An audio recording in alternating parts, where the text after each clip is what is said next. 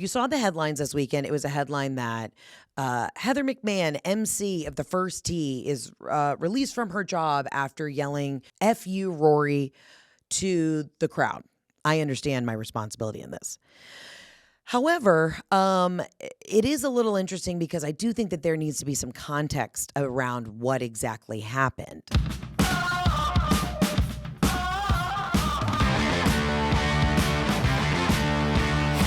Hello, ladies and gentlemen, and welcome to another episode of the Absolutely Not podcast. I'm your host, Heather McMahan. How are ya? Hope you're having a great week. I have had a little bit of a doozy of a week, which I am happy to break down and get into here, but I hope you guys are doing very well. Well, ladies and gentlemen, I guess we can say I've had my first international incident. Is it a cancellation? I don't know. But either way, I definitely wanted to talk on my podcast before people are like, Heather, you're going to comment on this? You're going to make a comment? And I was like, yeah, let me comment on my platform, which is the Absolutely Not podcast. So thank you for being here. And if you're new here, welcome. And I'm sure if you're new here, you may be coming from abroad. You're probably a 55-year-old Irish man, and you're very angry with me right now, which you're allowed to be. So I will apologize to you in just a moment. But if you're new here, welcome. This is Absolutely Not. We are a safe space for people to bitch and complain and giggle, and that's what we do here. But if you're listening and you have no idea what I'm talking about, well, I got into some hot water this weekend. I was out at the Ryder Cup, which you know from last week's episode and the weeks back. I've been very excited, been looking forward to the Ryder Cup event for years. If you don't know what the Ryder Cup is America versus Europe. And it swaps and switches in between European soil and American soil. So this year, the tournament was out at Bethpage, which is a course out on Long Island in New York. All right. So we're already in the New York atmosphere. We got New Yorkers in the house. Like that's the kind of Long Island energy that we were bringing to the Ryder Cup. I was very happy to participate in it. I was so thrilled to go out there and cheer on our friends and Team America. And just like the Ryder Cup is so much fun. When my husband and I went to it in Italy, we had the frickin' best time ever. Tensions are high, but it's fun and it's funny and everyone's kind of like rowdy and obnoxious, but it's always been in a positive way. And unfortunately, this year, it I think turned pretty sour. I was hired to run what they call the first tee, which is the first tee box in front of the clubhouse. They'd build a giant grandstand where all the fans can hang out. And what you do is 5 o'clock in the morning, as soon as the gates open, everyone makes a mad dash to be in the grandstand for the first tee. It's a pretty cool, ceremonious moment as the sun comes up around 7:30 and the players come out and they're all paired up. And so you get to see like the 2 European players versus the 2 American players. And you listen to the crack of a golf ball off a tee with the driver by one of your favorite players who's the top in their league, right? The best in the game. And you watch them hit off that first tee. And it's a magical golf moment. So I was hired to entertain at the first tee. And the first Friday, we were just kind of getting our feelings of figuring out the crowd and what we needed to do and what was going on and what the energy was and how to read the room and how to get the mics to work right. And that was kind of the first day. And then Saturday came and we came out full throttle. The word I had gotten from the team was we need to get everybody hyped. Team America's coming out. We need to be so out of control, so full throttle in cheers and chants and getting everybody to truly pump up the team and get the energy going. It all started off fine. As the crowd slowly came in, and again, it's 5 o'clock in the morning. We've all been up since 3. As the crowd started to come in and kind of like linger in and fill in the crowds, I'm trying to do a little crowd work because I'm hired as a comedian, but unfortunately the gig kind of turned into a little bit more of like a court jester, pep rally cheerleader. And we were trying to figure it out as we went, which was totally fair enough. But I was trying to do a little crowd work, talk to people. Where are you from? Massachusetts. Okay, you're from North Carolina, like doing that whole thing. There's like, we got to get the energy up. The DJ's playing. I'm trying to talk to some people. I am trying to get people to learn cheers for the boys, like with their names in it and all this stuff, like Scotty Scheffler. And, with all the other players' names from our team, and we're just getting booed. These guys don't want anything to do with it. They're like, there's just New York. We want to get rowdy. And that's the way it went. the crowd started to get really fratty, really intense, really quick. And I don't want to speak for everybody in the crowd. There were so many wonderful people there that were being lovely. But unfortunately, the energy and the way that the crowd moved was just, it was not the vibe. So what I got in trouble for was the crowd was saying, they started to chant, F you, Rory, fuck you, Rory, about Rory McIlroy. And I made the absolute horrible mistake of saying it back to them once. And if you watch the video, I'm kind of like laughing to myself, also like question mark, like, fuck you, Rory. Like, I'm like, what? And the media took that, spun it, and said that I had started all of these chants.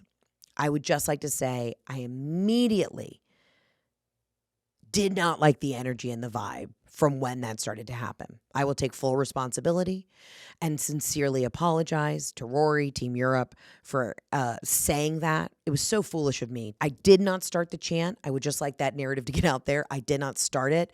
But any way that I had participated in that, even just saying it once, was so foolish and silly of me. And as soon as it came out and they started chanting it, I was just like, ugh, the energy just shifted. It went from us trying to be fun and funny and like get it going to immediately just was negative and felt really kind of toxic. So as soon as I said that, I was like, ugh, I don't want any part of this. Like, this is just getting weird. And I don't know how to control this crowd of 4,000 dudes at 5 o'clock in the morning shouting crazy shit. So as soon as that happened, I immediately turned to my producer. I was like, let's just get the DJ to play music. Like, I don't know what to do with this audience right now. So I'm not going to participate. And somebody from the European tour came over and he was like, listen, it's one thing if you guys cuss, like we've said that that's fine. You can say like, let's fucking go, but nothing directed towards a player. We were like, heard, understood, roger that. You got it. I will do the best I can to shift the energy, fully on the same page. Like, I'll get out the t-shirt cannon. I'll be shooting out free shit into the audience and hope that that keeps them happy. But I was honestly like, I've been hired as a comedian and I'm not quite sure what I am supposed to do. I was feeling it out as I went, but I'm like, am I a cheerleader? I probably would have been better off just like taking my top off at this point. That's how fratty the energy felt. And I'm like, this is kind of insane. And I don't really know what I'm expected to do here. So immediately after, it's like, I don't like this vibe. I contacted the European tour, apologized to Rory, apologized to the European team immediately and was like, hey, it was never my intention to be a part of something that was unsportsmanlike. I'm a huge fan of golf, huge fan of Rory's. Like, please send my condolences in the sense of like, I didn't want to be a part of that. I said it. I apologize. Thought that was over. Wake up on Sunday, huge media headline that I had started these chants, that I was honestly like inciting that I was starting like an insurrection. It really got blown out of proportion in the sense of like, I did not start that chant. I felt so bad about it. I apologized for what I said back to the crowd and I thought we had moved on. And Sunday, the headlines became, I had started it. That was my intention. And I just want to clear the air that it would never be my intention to be malicious, to be gross, to even put that kind of energy out there. The Ryder Cup is feral. The fans were feral. It was a brutal environment. But then when I saw, and I guess the reason it made such headlines is because later on that afternoon, so on Saturday, I was done.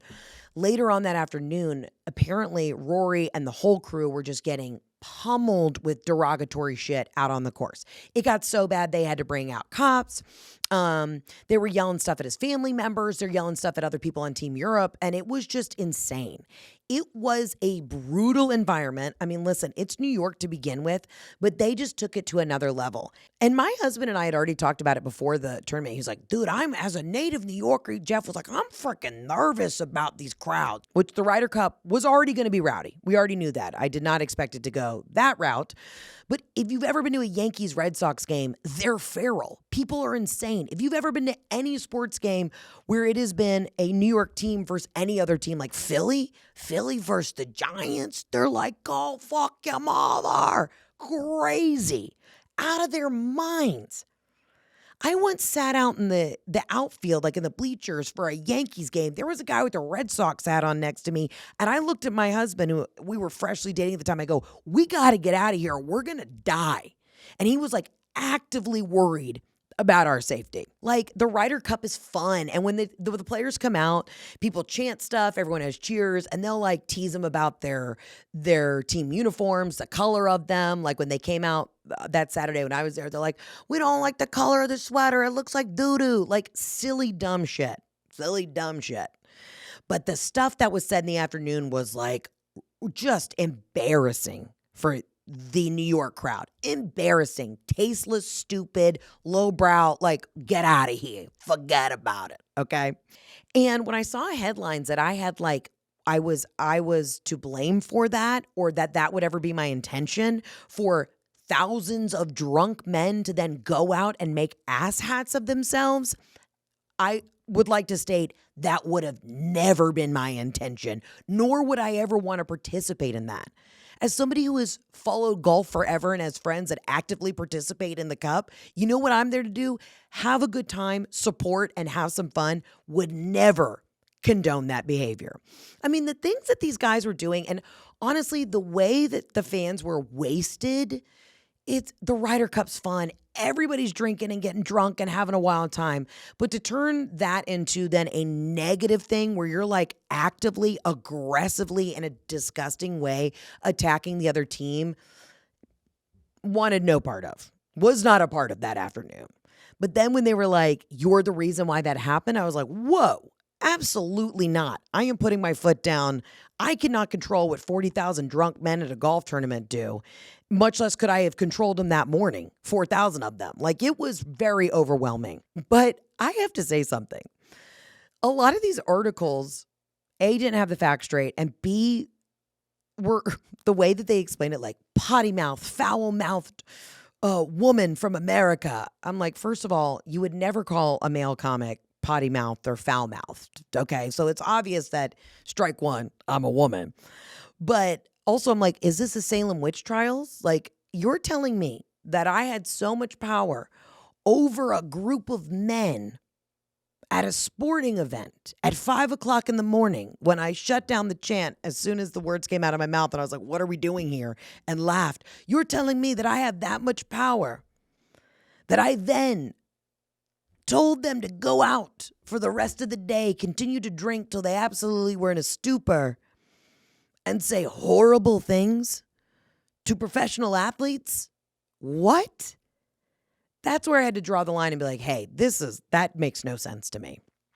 I would never, ever want anybody to think that would be my intention. That's the vibe I give off. If you've ever come to one of my shows, we are live, laugh, loving, and giggling, baby. And that's how we do it. And, you know, the comedy side of me, all my comic friends are like, this is hysterical, all in good fun. You didn't mean it, like, all good, like, this is funny. But then the other side of me as a sports fan is like, I would just never want people to think that I'm an asshat, okay? And then this is the wild thing.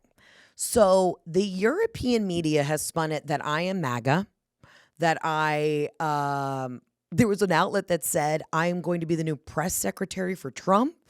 So then I was like, how did this get correlated? And everyone's like, well, Trump was out at the Ryder Cup on Friday. I was like, oh, yes, of course, right. He came to visit, and, you know, it's America versus Europe. So it's an American thing. It's not just individual players. It's Team America. Trump's a big golfer. He came out to, like, salute them and say, like, go get him, boys. And so I guess because he was there the day before, and the crowds were so rowdy, these men were drinking so much, all of a sudden I had now become the White House press secretary. I was genuinely like, wait, what? Wait, huh? And I do have to wonder if people think that I actually have that much power over, 1, men in New York, 2, golf fans, 3, like, men in general and MAGA men. I think to myself, like, should I run for office? You know what I mean? Like, should I run for office? I'm just saying. I didn't realize that I had that much influence. But if I could get that many men to, like, listen to me, maybe I could get to Washington and be like, okay, boys, here's the deal. You're gonna call your senator and tell them you want women to have body autonomy. You want women to be able to do what they need to do with their bodies, right? Yes, equal health care for women. You got it? Okay. All right, and break. Like, fantastic. Then let me use that for good. was wild too. I was walking with my friend's mom and we're out on the course and she was like, how did y'all get, we had lanyards that we had further access than other people. How'd y'all get those? And we were like, oh, we're, friends with players or we're, out here a part of media. And she's like, well, I came out here because I thought I was going to get a photo with Trump. And I'm looking at this sweet woman from Long Island going, man, I'm very confused. At what point did you think that there was just going to be a meet and greet with the president in the current state of like security and how everything has been in the last month? She just thought she was going to line up at a golf course in Long Island and start snapping photos with the president. The energy was just, we could not connect the dots. We're like, so are you here for the golf tournament? She's like, just here for Trump. We're like, okay. All right. Got it. Check. All right, I don't know what to do. Now, I never saw Trump. I was out doing social media bits the rest of the afternoon, so I didn't see him. Security was crazy. It was nuts, but that was Friday. So the Saturday thing was a whole different thing. But my friend's mom, okay, so this is Sunday. My friend's mom calls me. She's French, and she's like, Heather, it is so bad. I said, I know. I'm so sorry. I will make a statement on my podcast. I will, I've apologized to Rory. I've apologized to Team Europe for me doing this call and response to the crowd. Like, I feel terrible about it. She's like, no, not that. And this is a golf family, mind you. She's like, I am just so sorry. I'm so worried. I was like, what happened? She's like, in Europe, they are calling you the MAGA. And I'm like, wait, that's what you're upset about? And she's like, yes. She's like, you don't understand. It is not good in the Europe to be called the MAGA. I was like, but anybody who knows me and comes to my shows knows that is not my political stance. I am very open and honest about that. And she's like, it is bad. You will never recover from the fact that they think you are now the MAGA. And I'm like, wait. I was laughing and her daughter and I are like dying laughing. We're just like, wait, okay. I'm doing the best I can to deal with the people right now who are sliding in my DMs telling me to go kill myself. So we're going to have to hold off on that. Like, I don't know what to do if now these men think I'm MAGA. And that's a wild thing. When you are outspoken that you're not MAGA, and then when people think you are MAGA, I've gotten a lot of dating requests and I've gotten a ton of people asking me to run for office. I don't know if they're going to throw campaign money at me. Maybe I say that and then at the last minute, quick pivot to the left. I don't know, but it's been very interesting. And it was also frustrating because I thought that the job that I was hired to do was not really what it ended up being, in the sense of we were all trying to figure it out together as a team. I thought I was definitely going to be doing more celebrity interviews as the celeb showed up for First Tee. I thought at one point I thought I was going to be on broadcast. That did not happen. And then I was like, okay, so I'm just kind of like a glorified cheerleader. I'm happy to do it. Again, happy to roll up my sleeves and have fun and get like everybody pumped up, like crowd work's fun. But it just wasn't feasible in the setting that we were in. It wasn't feasible in front of this crowd. We should have just had the DJ, maybe brought cheerleaders out just to like shake it and get the boys like seeing what they want. But like what I could offer was just not what the First Tee needed. And my friends in golf have been very sweet and have reached out and been like, hey, like this too shall pass. Like we know your heart. We know this got blown out of proportion, but like all's good. And that meant a lot to me. But man, that was just like, I didn't realize I was going to be the scapegoat for MAGA men in America. I mean, truly did not see that coming. Did not think my Ryder Cup experience was going to be that. And the funny thing was, so the shitstorm happened Sunday. We're headed to the airport because I wasn't going to go back. The story had come out, and then I was like, well, I don't want then my friends that I'm trying to go support, I don't want there to be any negative energy around them. They've got a job to do. They've got a freaking job to do. So I was like, I'm just going to go watch this from the safety of my own home. And the car that picked me up to take me to the airport was the Ryder Cup official courtesy car. So it's got Ryder Cup shit all over it. Jeff and I are getting in the car. And Jeff's already so upset. He had my back the whole time and still does, because he's like, this was so, like, you couldn't have controlled 4,000 dudes. He was like, you were doing the best you could. And he felt bad for me. And he also felt like the whole situation was sticky, just in the sense of like trying to navigate that crowd. And to the wonderful people in the audience who I had a blast with, thank you guys. Thank you guys for being there bright and early and for participating and cheering back and like having a good time in a great way. We love you. There is positivity there. I met a lot of wonderful people out of the course. But we get in the car and we are headed to the airport and it's just Ryder Cup official and everything. And I'm like, oh God, I'm going to get out of this car. And it's just shame, you fat cunt whore, shame. And I'm like, oh God. And Jeff and I had to laugh about that. We were like, this is crazy. I mean, listen, I've had a lesson in media. I have learned a lesson in communications. I have learned a lesson in moving forward jobs of just being like, I need specific parameters. I need to know exactly what is asked of me. And the problem is sometimes you go into jobs and you're like, hey, I am really go with the flow. I'm happy to be here. I was so amped. The Ryder Cup's my thing. Golf is my sport. I was so pumped to be there. And I just think it was a in real time life lesson learning moment. So unfortunately, it happened on an international stage. And unfortunately, I've never gotten so many death threats from Ireland. But I do have a question. Okay, Ireland, hear me out. Rory and the team did a fantastic job. Congrats to Team Europe. They won. They went home with the Ryder Cup. Do you think I could still come and like tour? I'm happy to work with the Irish Tourism Board. I'm happy if you need me to stand in the streets.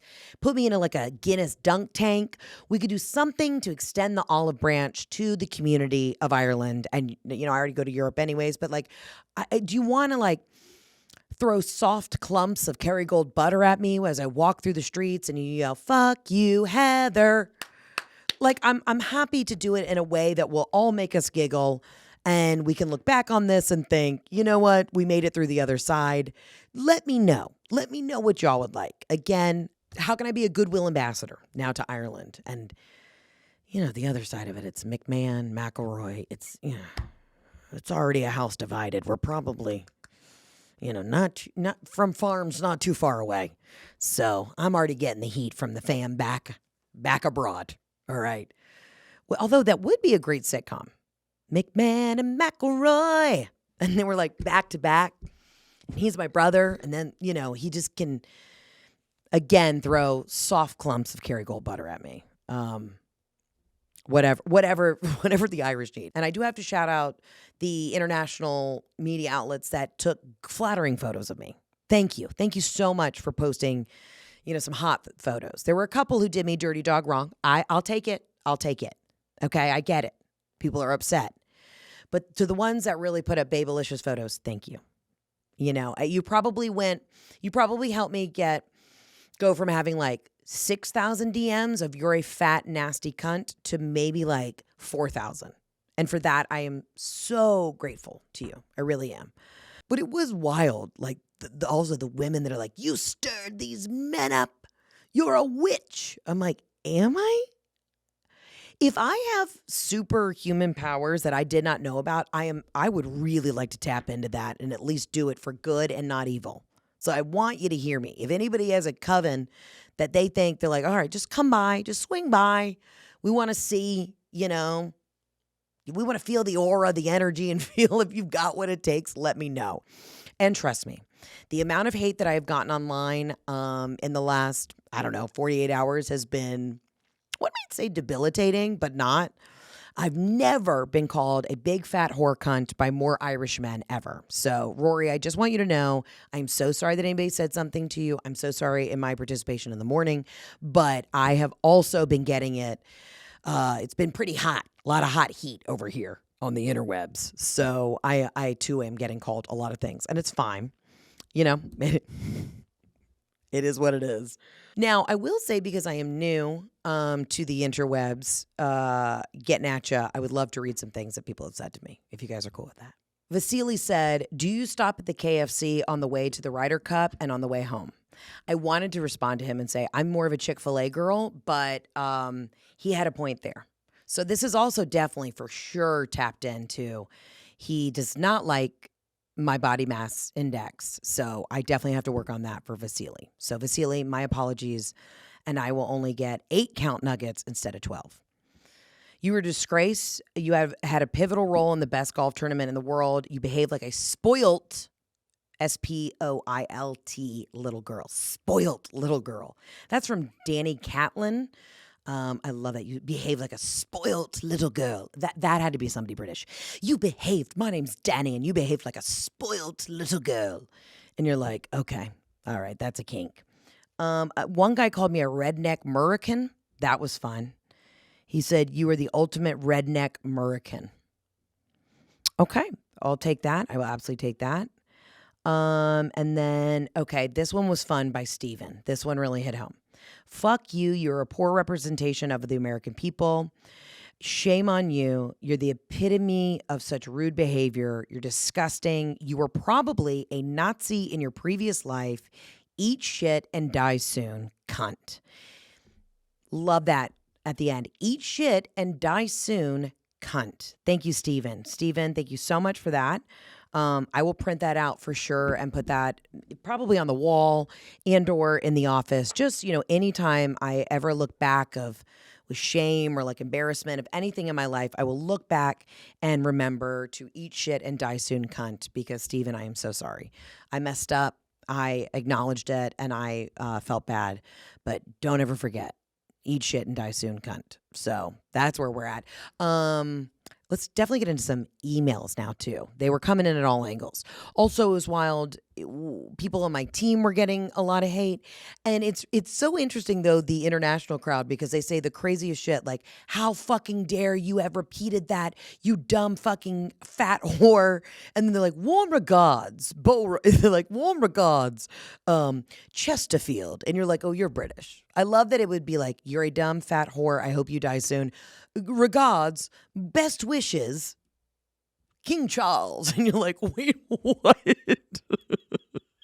Like, okay, noted. Got it. Let's read some of these emails. Golf people do not act like that. Try announcing wrestling or the WWE. If you don't think that I have thought about actively joining WWE for a while now, you must not know me. Okay. And I guess this was a good... Listen, dealing with this, if you wanted me to get into WWE, dealing with the current situation that I dealt with last weekend was kind of like it. You're in an arena. You got people screaming at you. I was running around like a court jester.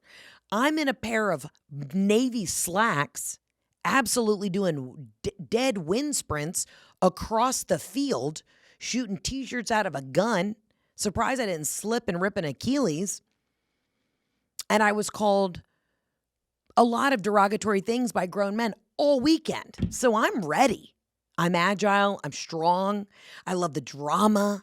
There's a lot of name calling in WWE. There is a lot of men calling other men other awful things. And when you think about it, all sports are a little homoerotic, but I would really crush a WWE. So don't think that I haven't thought about it. And actually, while this should be a negative email, I'm going to look at it as an absolute kind of push on the vision board in the right direction. This was fun. You should be ashamed of your actions. You're not funny, definitely low class. You're just a dumb bitch.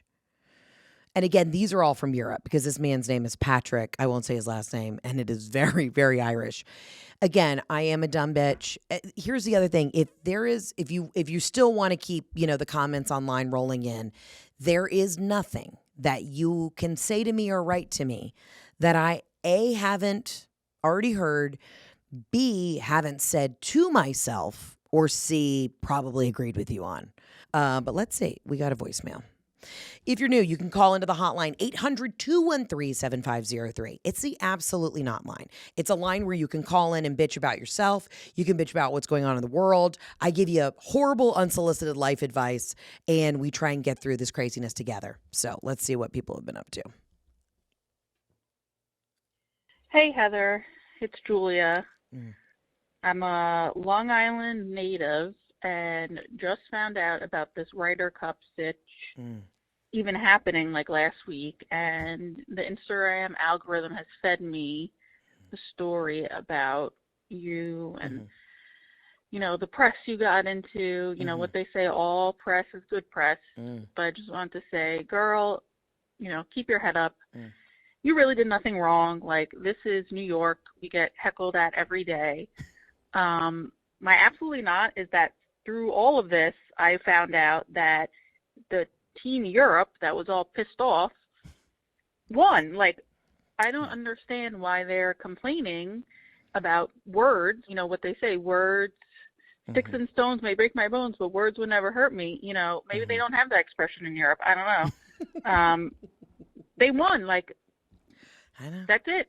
Keep your mouth shut. This is New York. People yell at you. Try riding the subway. Try crossing the street. Try going to the supermarket.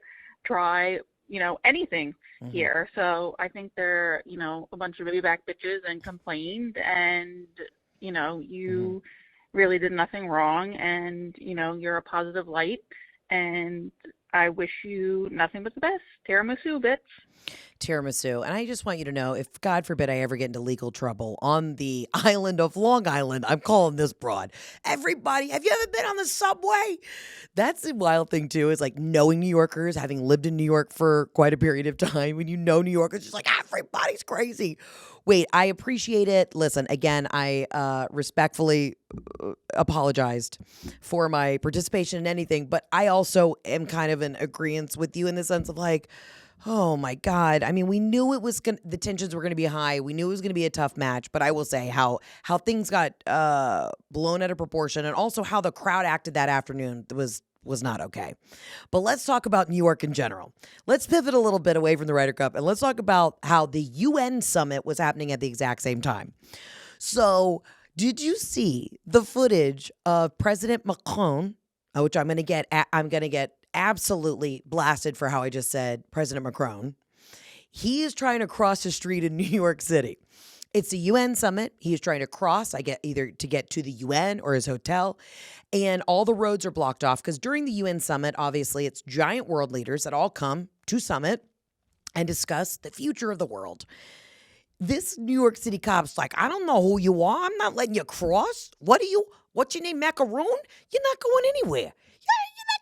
Anywhere. And he is literally like, no, you're going to stay. And the French president's like, but I will call Trump. Like, you have to get me across. And he's like, buddy, everybody's calling Trump. I did security at Trump Tower 2 years ago. Cork it. It's not happening. So funny. But speaking of the UN happening at the same time, so people are trying to get all the way out to Long Island. It was, Bethpage is so beautiful, but it was really wild, the traffic to get in and out there.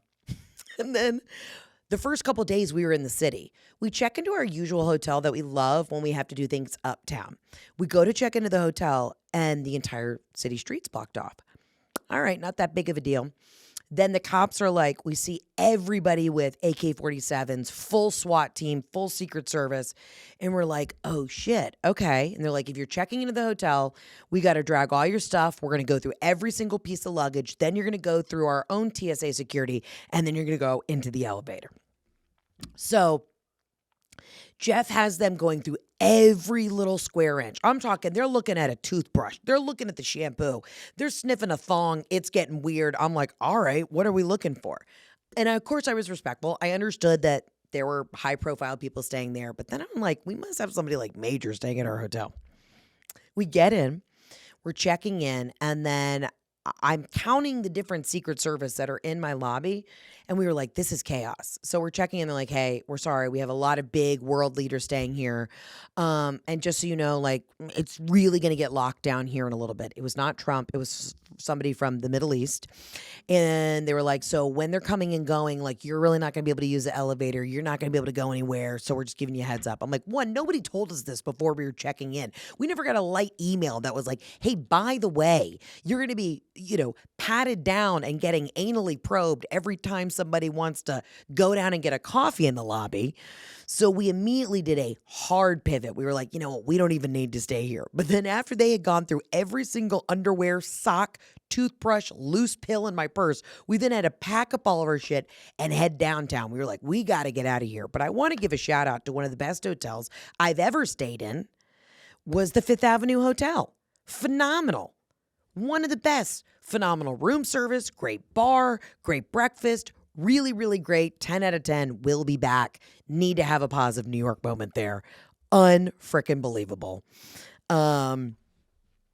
But it was so wild. And then the next day, I had to go back up to get a package that had been shipped to that hotel. Had to do it again. Go through full pat down, full TSA. Streets are blocked off. Someone escorts you.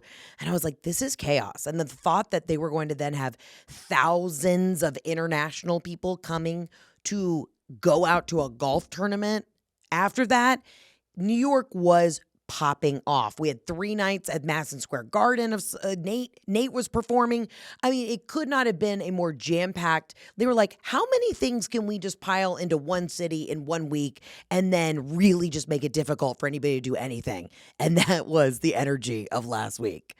All right, let's get to another voicemail. Hey, Heather. I feel like you unfortunately had a bad weekend. I did. In which that sucks for you. Just be happy that you're not a 34-year-old woman that has to put her teeth in the morning. Oh. I hope this makes you giggle because I'm about to do something that I don't do for many people. Hear that? I just took my teeth out for you, bitch. Wow. I hope this makes you giggle. Giggle down to your soul because I'm holding my teeth in my hands leaving this voicemail for you. Or you're going to be mortified, one or the other. Well, this is what this community is all about. This is what this community is all about, is taking out their teeth and sending a chuckle to the other. That was a vulnerable moment. And thank you, dear caller, for calling in and, releasing your dental freedom into the world. I would like to know more. I feel like we were left with a cliffhanger.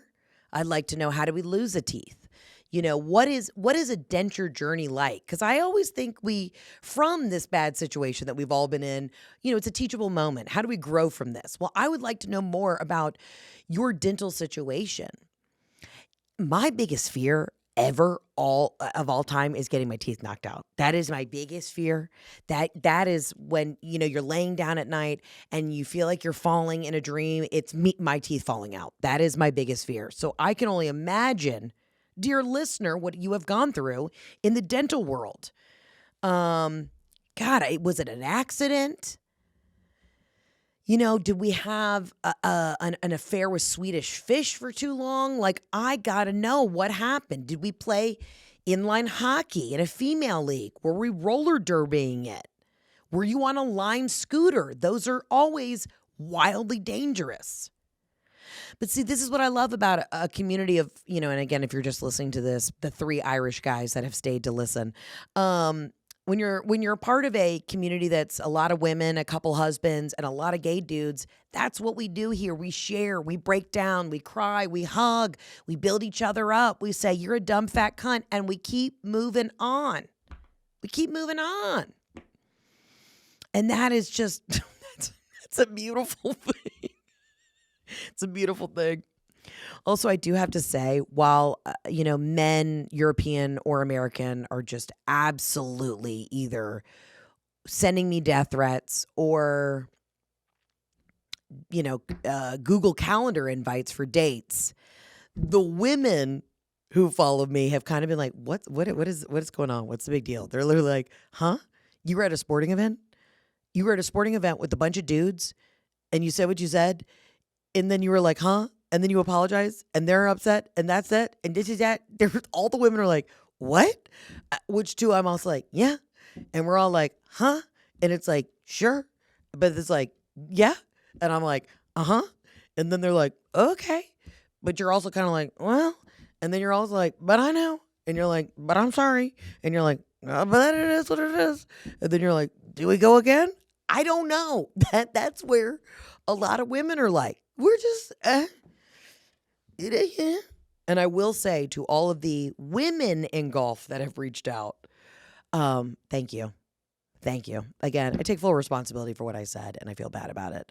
But the way that it has been blown up, I just did not see that coming. And again, I really want to know if I can go to Ireland. Just let me know. Just let me know if we're cool. It would be a great time to shoot a commercial where, like, I have to be Rory's caddy. Or maybe we shoot a commercial for some sort of Irish brand where he just gets to curse at me. You know, he can say whatever he wants. He can call me a big, dumb, fat cunt in the commercial. Because they say that a lot over there. Also, if some of y'all are like, wow, you've said that a lot today. You've never been abroad. Dude, when you go to Australia, that's all they say. They're like, good morning, you cunt. And you roll with it. You're like, good morning, priest. And you get your coffee and you go and you surf in Bondi and that's what you do. So saying that word a lot here, while it may be striking, it's very casual anywhere outside of America. So I just hope you understand that, like, that's okay. It's okay to hear the word. But yeah, I just think this could be an opportunity to do some commercials.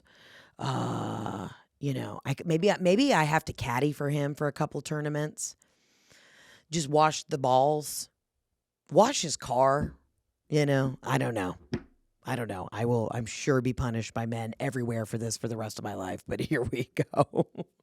Anywho, hey, if you're a new listener and you want to see me on tour, really rip it in a place of free speech, you can get tickets at heatherontour.com. I will be in Seattle this weekend. Absolutely love being back on the West Coast. Cannot wait. Think the show is sold out. I don't know. Check online. It's almost sold out? Yeah. So get your tickets at heatherontour.com. Seattle, we will have so much to talk about in person. I cannot wait. It's going to be a freaking blast. So anyways, I love you. I mean it. Thanks for our emergency press conference. Again, never thought I'd be a part of international relations, but here we are. And thanks for listening to me. I hope you guys call in if you're a new listener, 800-213-7503 on the next episode of the Absolutely Not Podcast. In the meantime, between time, I love you, mean it. I'll see you next time. Ciao, Bella, arrivederci. Bye.